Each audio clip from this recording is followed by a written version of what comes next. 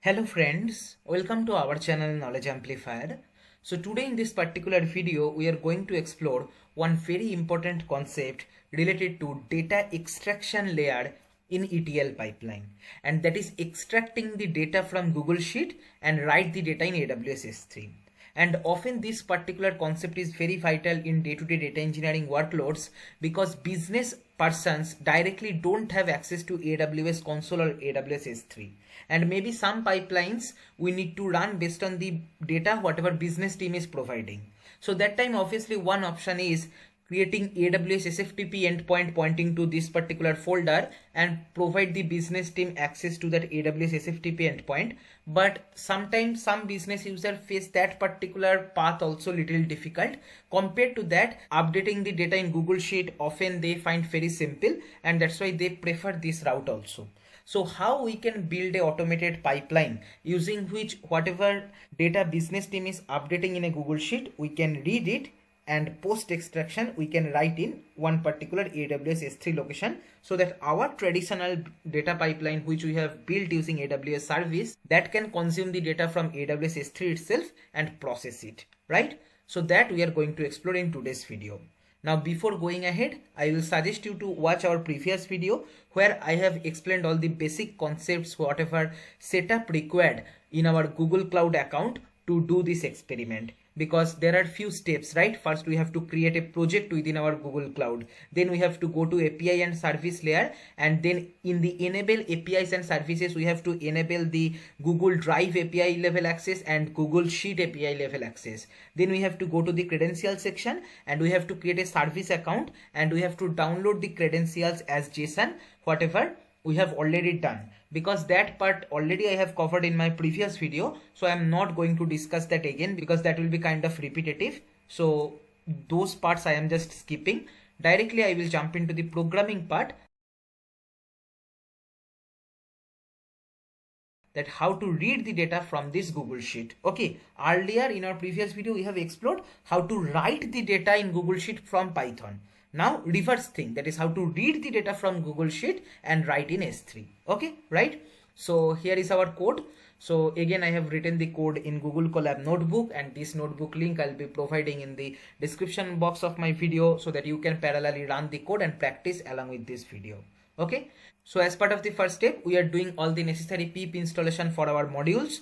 So here these modules are related to set up the integration between Python and Google Cloud, and Boto3 is needed obviously to write the extracted data in S3, and Pandas we are basically installing so that whatever data we'll be reading from this Google Sheet, from that we can create a Pandas data frame, and that Pandas data frame we can write in S3, right? Now obviously as part of the next step we need to do the necessary imports, and now I hope obviously you are getting this, that these codes are not something which we can easily brainstorm and then write in our own, right? Obviously we have to refer the documentation. So for documentation purpose related to this Google service related packages and etc., you can refer developer.google.com. This particular URL you can go developers.google.com. Here for different APIs or packages whatever documentation is there, that is available in detail. So here I will be searching Google Sheet, and here it will be giving me the reference links, and you can click on third link, Google Sheet API overview, and here obviously in the left hand side you will be getting quick start, and because I am using Python programming language I will choose Python. And if I scroll below, here you will be getting the necessary steps whatever we have to perform to set up the service account and etc. And once that is done, whatever pip installation we have to do, that is also written here, and this is the quick start code from where I have taken this particular code block. Okay, so first we are doing the necessary import. These import commands are also taken as it is from here. Just 2-3 extra imports also we have done, like import pandas as PD, because we want to read this Google Sheet data as pandas data frame, and to write the pandas data in AWS S3 we need to have Boto3 also. So that Boto3 we are taking. Okay, right? Then here spreadsheet ID we have to provide, right? So the whole code will be pretty much same whenever you are running, just few places we have to change, and number one place is the spreadsheet ID. So from whatever ID you want to consume the data for that particular sheet, what is the ID that you will get from the link. So this is the ID for this sheet. I will copy that and paste that here. Then scope, obviously spreadsheet, with that we want to set up the interaction, so that access we need, and often the Google Sheets are stored in Google Drive, so drive access also we need. So in scopes we are defining these two, and then we are creating the credential following this code block whatever is available in this documentation, right? So if you see here I have taken the code block from here, right, from authorized user file. So instead of file we are just taking the JSON directly, whatever we downloaded here. Okay, the same code block I have already discussed in my previous video also. And then here services equal to build sheets v4 and then credential. This complete code block is copied from here. If you see, like here first within try catch block they are setting up this service object, and then service.spreadsheet they are doing, and then they are extracting the result.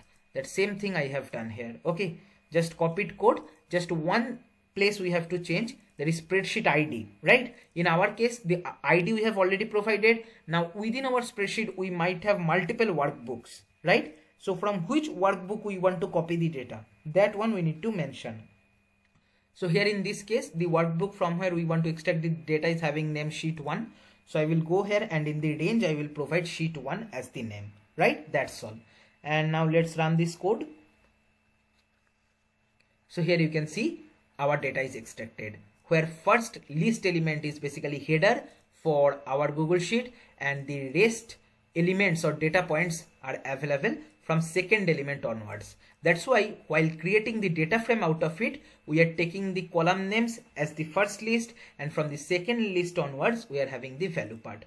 So this is our data frame. If I run this one, here we'll able to see the data beautifully, right? Now obviously the last step is very simple. We need to upload this particular pandas data frame in S3. So we have written a very familiar code where we are first creating Boto3 client for S3 with access key and secret key. If you are running this code from AWS Lambda or AWS Glue, then obviously instead of access key secret key you can take help of IAM role based authentication, right?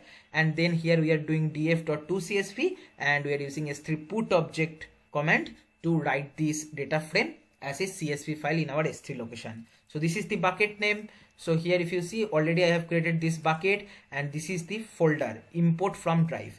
So that's why in the key part here I have given the folder name import from drive, and then write drive data.csv. This is the file name with what name the data will be written from Google Sheet to our AWS S3 data lake, right? And finally we are printing the data frame write operation is successful. So if you see currently our folder is totally empty, right? And all I will do, I will run this particular cell, and here you can see data frame successfully uploaded to S3.